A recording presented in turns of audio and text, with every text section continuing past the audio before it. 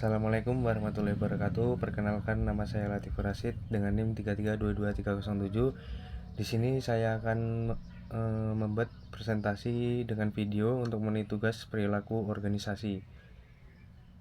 Baik, di sini saya akan bercerita tentang perlawanan Sakra melawan penjajahan Belanda. Sakra atau Mas Sadiman juga sering dikenal sebagai Pak Sagiman, merupakan seorang legenda pejuang di mana beliau menolak kolonialisme di Pasuruan, Jawa Timur pada tahun 1800-an atau awal abad ke-19. Beliau adalah anak dari keluarga ningrat yang berdarah Madura di Kelurahan Raci, Bangil, Jawa Timur. Awal mula Sadiman kecil yang berasal dari keluarga dikirim orang tuanya ke Batu Ampar, Madura untuk mondok atau menjadi santri. Seiring berjalannya waktu, Sagiman sudah menginjak usia remaja. Sagiman muda kemudian kembali ke Rembang, Pasuruan di saat ekonomi keluarganya menurun. Kemudian ia bekerja buruh tembang tebu di pabrik gula Kancil Mas.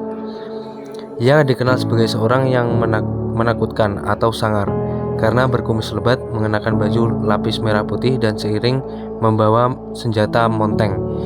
Di sisi lain, ia juga seorang ahli bela diri, namun di balik tampangnya yang sangar tersebut, Sadiman dikenal sebagai sosok yang baik hati dan rasa kepedulian yang tinggi terhadap kesejahteraan para pekerja sehingga dapat mengantarkan menjadi mandor di salah satu pabrik gula Kancil Mas yang terletak di Kecamatan Bangil, Kabupaten Pasuruan. Perjuangan Pak Sakra berawal pada saat musim giling tebu telah usai. Kemudian pabrik gula membutuhkan lahan tebu baru sehingga orang-orang Belanda yang memimpin pabrik gula tersebut ingin membeli tanah di tengah-tengah masyarakat dengan harga yang semurah-murahnya. Untuk memenuhi keinginannya tersebut, pemimpin pabrik gula tersebut menggunakan cara licik dengan memanfaatkan seorang cari atau yang lebih dikenal dengan sekretaris desa di Rembang. Cari diperintahkan mencari lahan baru dengan waktu yang singkat dan dengan harga yang semurah-murahnya. Sebagai imbalannya, pemimpin pabrik gula tersebut mengiming-imingi Cari kekayaan dengan memberi harta yang berlimpah sehingga Cari tersebut pun tergiur dengan tawaran yang diberikan oleh pemimpin pabrik gula tersebut. Demi memperoleh kekayaan, Cari tersebut mencari lahan baru untuk ditanami pohon tebu. Cari tersebut tidak peduli kepada masyarakat meski harus menggunakan cara kekerasan. Kemudian kabar tersebut sampai di telinga Pak Sakra. Melihat ketidakadilan yang terjadi, Pak Sakra tergugah hatinya untuk bergerak melawan. Pak Sakra sendiri selalu membela rakyat yang selalu mendapatkan tekanan dan kekerasan dari Cari yang membuat perjuangan serta usaha yang dilakukan oleh Cari berkali-kali mengalami kegagalan. Atas perlawanan yang dilakukan Pak Sakra tersebut, Cari kemudian mengadukan tindakan Pak Sakra kepada orang-orang Belanda. Dengan laporan tersebut secara tidak langsung memancing amarah pemimpin pabrik gula, di mana Cari tersebut memberikan solusi kepada pemimpin pabrik gula tersebut untuk menangkap kemudian memenjarakan Pak Sakra. Dengan dipenjaranya Pak Sakra, Belanda yang memimpin pabrik gula merasa tenang. Begitu juga dengan Pak Sakra. Belanda juga berjanji pada Pak Sakra bahwasanya akan menjaga serta bertanggung jawab atas kebutuhan keluarganya yang akan ditanggung oleh pemimpin pabrik gula tersebut. Namun lambat laun, pemimpin pabrik ingkar janji kepada Pak Sakra, membuat keluarga Pak Sakra menjadi terlantar. Pada waktu yang sama, saudara kandung Pak Sakra juga membuat kegaduhan dengan memanfaatkan situasi di penjaranya Pak Sakra. Saudara Pak Sakra tersebut yang bernama Brudin, dengan memakai nama Pak Sakra, ia berbuat onar dan bertindak sesuka hatinya, seperti bermain wanita, berjudi, bahkan sampai mencuri. Mendengar kegaduhan yang terjadi, Pak Sakra di dalam penjara pun menjadi marah, sehingga ia berjuang untuk keluar dari penjara untuk membalaskan dendam-dendamnya. Setelah Pak Sakra keluar dari penjara, ia segera memburu kepala pabrik, Cari dan juga lurah Rembang. Tidak cukup dengan itu, Pak Sakra juga mencari Brudin saudaranya karena sudah berbuat onar dengan menggunakan namanya. Setelah bertemu dengan Brudin saudaranya, Pak Sakra kemudian mengajak saudaranya tersebut berduel, di mana sampai sekarang peristiwa tersebut disebut dengan istilah carok. Duel antara saudara tersebut yang akhirnya menewaskan Brudin.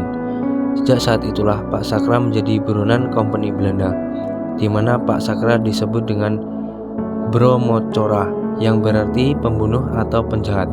Tetapi usaha Belanda mencari persembunyian Pak Sakra tidak pernah menemukan hasil, sebab pada masa itu Pak Sakra diketahui memiliki ilmu kanuragan tinggi, bahkan kebal carok.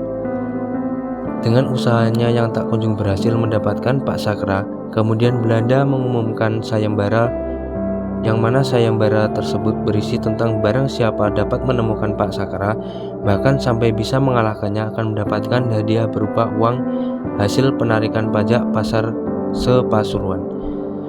Setelah menggelar sayembara tersebut, Belanda kemudian didatangi 2 orang tidak dikenal, di mana kedua orang tersebut merupakan teman seperguruan Pak Sakra yang memberikan informasi secara rahasia kepada koloni Belanda tentang titik lemah kesaktian Pak Sakra, yaitu darah sapi dan juga bambu.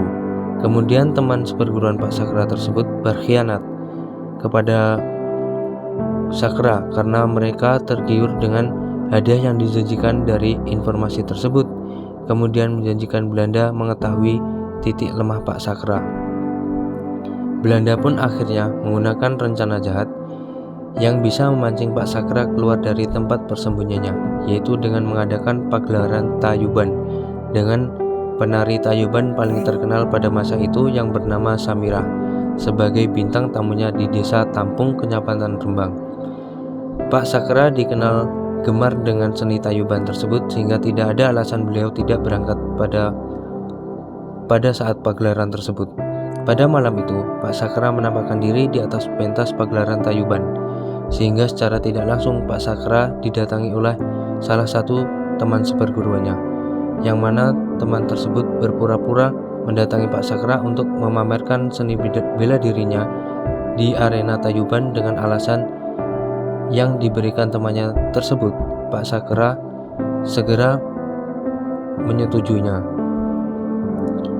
dimana pada saat pagelaran seni tersebut Pak Sakra dilarang membawa senjata. Tanpa menaruh curiga apapun, hanya bisa menurut, kemudian mereka berdua memulai mempertontonkan seni bela diri masing-masing, yang pada saat sedang berduel secara tidak langsung Pak Sakra terkena tendangan dari temannya tersebut yang mengakibatkan ia terjatuh ke dalam lubang yang sudah berisi darah sapi, yang mana darah sapi tersebut merupakan kelemahan Pak Sakra, sehingga pada saat terkena darah tersebut Pak Sakra menjadi lemah. Saat Pak Sakra sedang lemah tersebut, kemudian ia diseret Belanda ke alun-alun Bangil dan akan diberikan hukuman gantung, di mana pada saat akhir hayatnya, pasca hukuman gantung tersebut, Pak Sakra meminta untuk melakukan atau menunaikan sholat subuh terlebih dahulu.